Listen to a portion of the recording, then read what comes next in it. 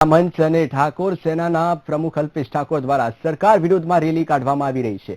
આ રેલી ખેડૂતોનું દેવું માફ કરવાના મુદ્દે કાઢવામાં આવી રહી છે। ખેડૂતોનું આંદોલન પાસ અને ઠાકોર સેના દ્વારા ભેગા મળી કરવામાં આવી રહ્યું હતું, પરંતુ હિંમતનગરમાં કાઢવામાં આવેલી રેલી બાદ ક્યાંક આ બંને અલગ અલગ થયા હોય તેવું પણ દેખાઈ રહ્યું છે। પહેલા અમે આંદોલન ક્યાંય જોડે ચાલુ નહોતું કર્યું, બંનેના રસ્તા અલગ અલગ હતા, બંનેના ગોલ। અમે પણ વાત કરી રહ્યા છીએ ખેડૂતોનું દેવું માફ થાય, અલ્પેશભાઈ વાત કરી રહ્યા છે કે ખેડૂતોનું દેવું માફ થાય। એ એમના રસ્તે લડાઈ લડી રહ્યા છે, અમે અમારા રસ્તે લડાઈ લડી રહી।